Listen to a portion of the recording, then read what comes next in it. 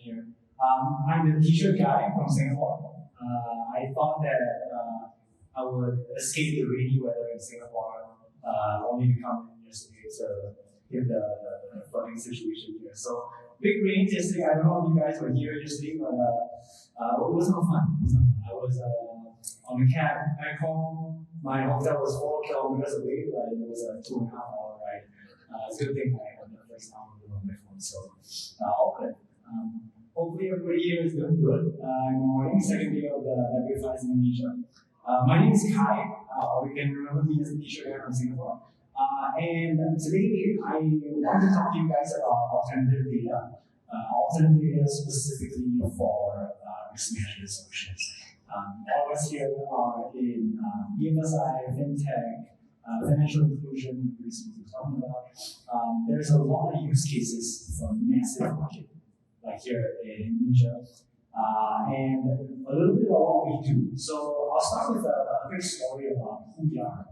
So the company I represent is called Seon. Seon is a Hungary-based tech startup.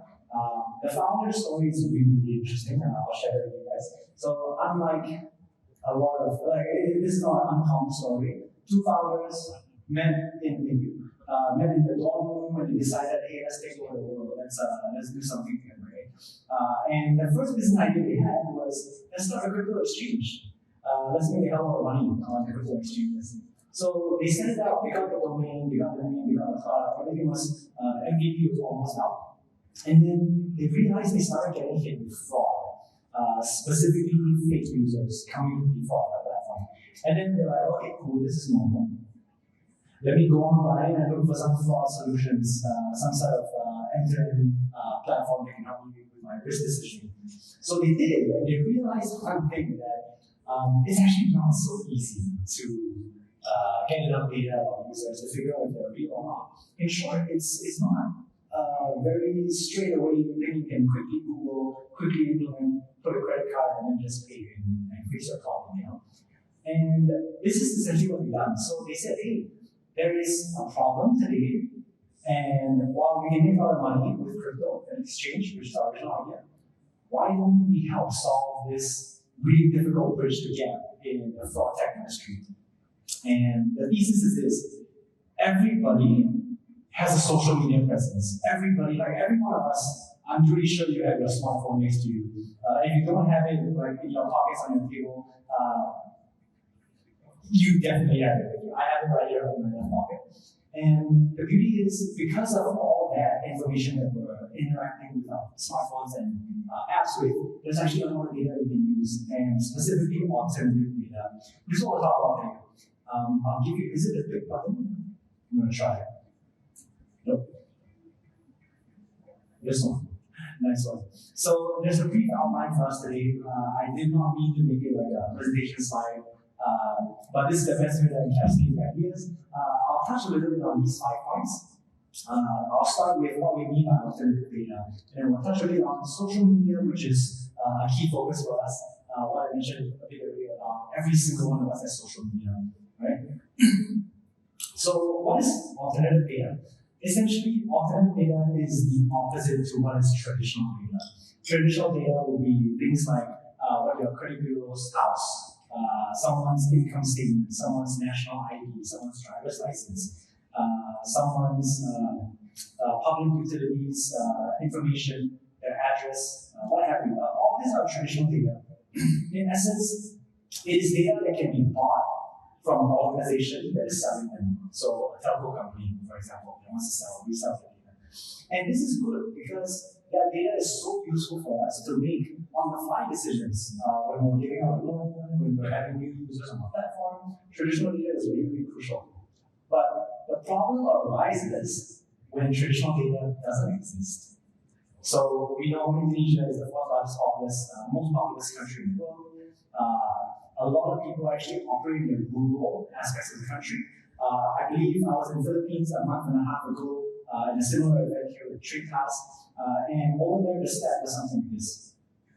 Over 50% of Philippine adults don't have a bank account. And that's crazy for me, man. That's just the reality. Personally, I know people who have like 10 bank accounts, but over there's just so much adult population who just isn't registered in the system. But the truth is, everybody still has a smartphone. Everybody still interacts on social. And the question then arises, if we can't rely on traditional data, what can we do with alternative data that is constantly being generated? And how can we use that for decision making? Because the truth is, those 50% of the population that are not banked, that are not in the system, so to speak, would you say you don't have that business?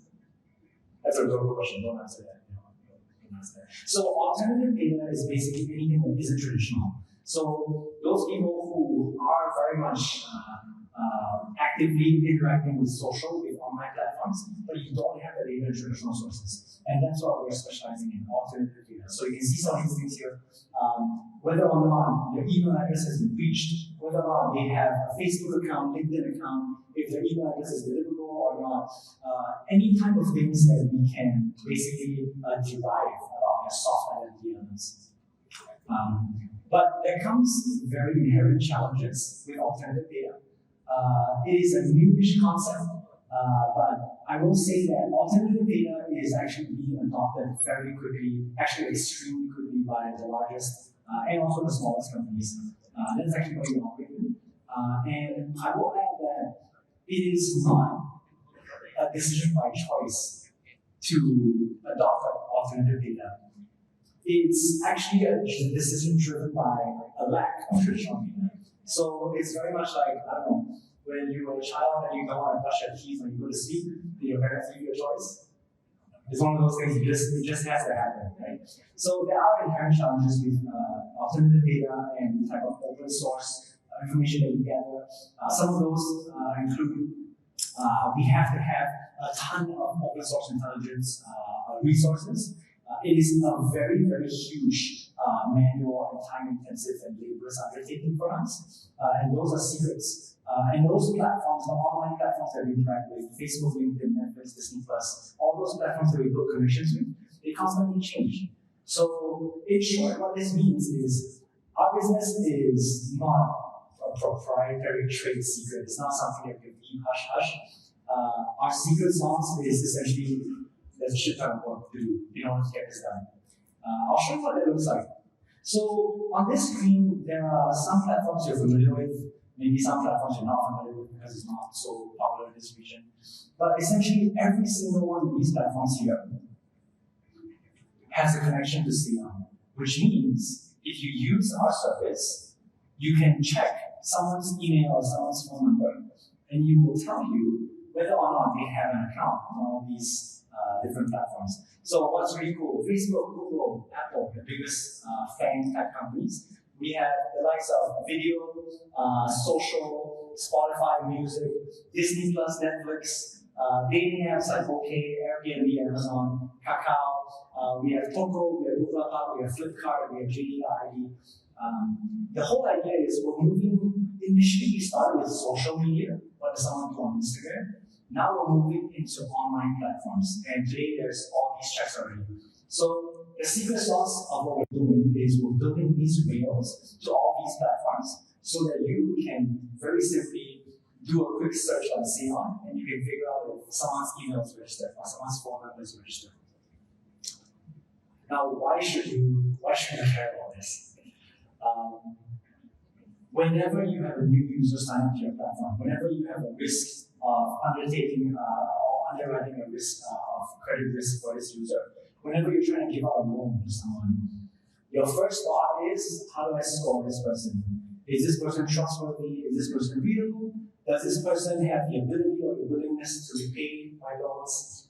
All these are very deep business decisions that still need to be answered. But the truth is, like I mentioned before, a huge amount of people just don't have the data in the system, but they all use all these platforms day in, day out. Airbnb, Amazon reviews, they're on dating apps, so to speak. All these can be derived and repackaged into alternative data that helps us with risk management, and that's essentially what we do. So there are some huge, huge advantages for you and also for your end users. You'll see that the first one is there's absolutely no friction for the end customer. When someone's email or IP or phone number is being checked on Seon, the user doesn't know. You're not asking them, hey, can you submit an income document? Hey, can you give me your address information? There is absolutely no interface with the end user, which means it's completely frictionless, which means there's no way they can drop off. Absolutely none. There's a reliable sign of trust because you can see fraudsters today are insanely sophisticated. They can generate 4 emulators, 1 million emails at glance, and they just let it age. But it's really not scalable, and it's just not so easy for them to create a full social profile of the user and leave it as real when it's not in fact. So when someone actually has a footprint, it's actually a really good sign of trust. I'll show you guys what it looks like in a bit. And I really love the fourth point, which is fraudsters just don't expect it. We're such a new product or technology in the market today that fraudsters, if they realize that they've been caught by Seon, the quickest thing to do for them is not for them to quickly go and build a fake profile of every single one of their fake identities. The easiest thing to do is to jump to the next platform and try to defraud the next platform that doesn't use it. So this is actually really cool. Hard to beat, yeah, I already talked about that. So I'll show you guys what it looks like in a second. So if we'll switch over to the browser right now, and right now I'm going to do a live check on my information here. You can see here that I put in my own email address, my own phone number. Yes, this is actually my private information. Feel free to spam call me. Probably shouldn't have said that. But if you hit something for me, please, what's going to happen is we're going to pass Seon these 2 inputs. And Seon is going to take my email on my phone. It's going to do a real-time check on the whole internet. So it's taking my email, taking my phone, throwing it to the internet to ask one question. Does this email have a social presence on all these platforms? Does my phone have a social presence on these platforms? So the first thing you'll see is there's a score involved. If you scroll down a little bit, you can see that there's some rules that we're putting into our engine. But forget all this for a second. Let's scroll down a little bit more. Just the email information, scroll down a bit more. Yeah, great. You can stop here. So you can see here on the right column, this is a check on my email address. And you can scroll down a bit more for me, please. You can see that my email address is actually registered on Facebook. It's actually registered on LinkedIn, and there's a picture of my LinkedIn profile. Scroll down a bit more, please. Yeah, I have a Skype account. There's a name associated to my Skype account. You can see it. There's my Skype ID, my Skype handle, Google, Amazon, Booking.com. Scroll down a bit more, please. All these signals or buttons in green: Instagram, Spotify, Apple, Adobe, Samsung, Yahoo, Microsoft. All of these are essentially Seon telling you that, hey, yes, this email exists on all these platforms, and we know for a fact. So everything that is green means yes, this person exists. Same for my phone information on the left. For my phone, you can see that my number has been checked, and we can find that he has a WhatsApp account. There's a link, there's a bio over there. I recently changed my bio to an emoji, just so we can prove that this is real time. If you guys have met me before, we've shown you this product before. My bio didn't used to be this. It's new because I changed it yesterday. Telegram has an account. One line also has an account. Scroll down a bit more, please. Microsoft, WhatsApp, Microsoft and Snapchat. Now, everything that's green means yes, this person exists. What's equally valuable is everything else that is green. So I mentioned before that the long list of checks that we do, all those different checks, is all being done here. It's just that some of those checks this person won't have, some of those checks this person won't have. So it's equally valuable when it's great. So we check things like Grab.com, Foursquare, Flickr, all those platforms we talked about. One thing you'll notice is I actually don't have a Netflix account, but if you caught it before, above I had a Disney Plus account. Now you might ask, why is that? No, I'm not a crazy person. I watch Netflix, actually I watch it a lot. But the thing is, Netflix is actually being used via my wife's account. So we use my wife's login instead of my email. And this is actually reflected here. My wife's email has a Netflix account, and therefore mine doesn't, so it's showing up great.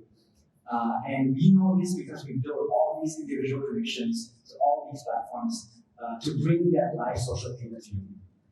Coming back, why does this matter to any of you? If you're in the business of fraud detection or risk management, and you have users that need to be verified seamlessly, frictionlessly, and if you don't have enough data on them, this is a really, really cool way to very quickly verify who they are. One thing that I'll add is, if you go back to the slides, please, folks. So this is really cool. We have about 50 plus checks today. Go back one slide for me, like up. No, the slide. Up one slide.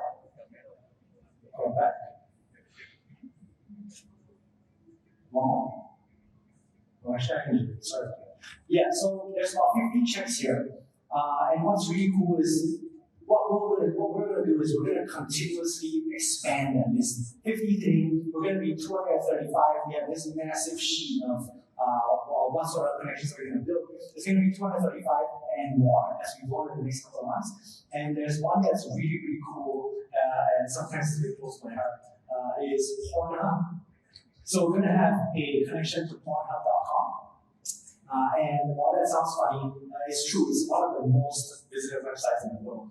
And what we found is that if someone actually has an account on Pornhub, that person is damn well not a real person, because no fraudster is ever going to have an account on Pornhub, pay for the subscription, and still try to defraud you. So this is what we're going to do. We're going to keep building all these platforms, any sort of e-commerce, online platform, dating site, adult site you can think of. We're going to have those connections so that you can have access to what your customer looks like in real time. Now, the use cases are very, very random. We have seen use cases for this technology at the top of the workflow for all types of risk checks.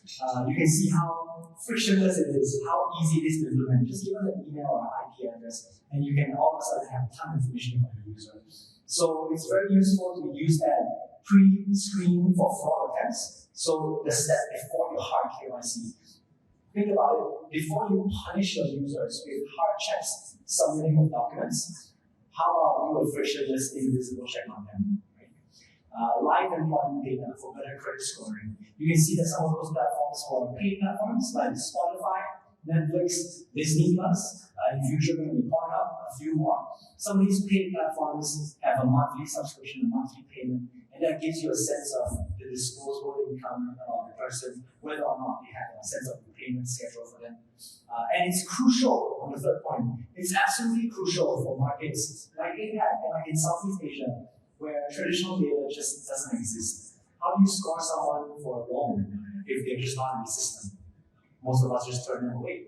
But if you have this alternative data ingested in your system, all of a sudden you can tell what a good user is and what a bad user looks like. We're a very young company. We're just under 5 years old, from Hungary, like I mentioned. But we've actually gone a long way in terms of some of the customers that we've been able to serve.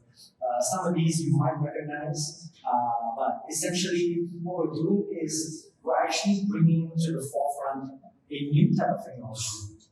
And that's why so many fintechs or medium stage companies and also big banks trust us, not by choice, but because there's a lack of traditional data, and we happen to be one of the first with alternative data.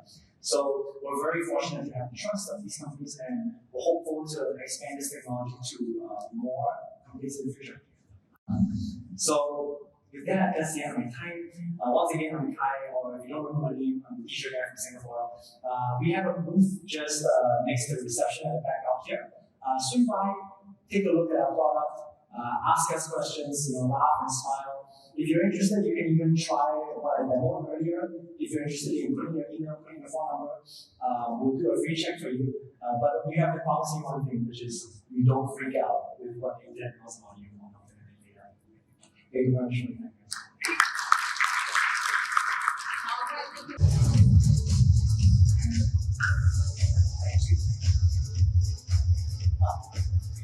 Thank you.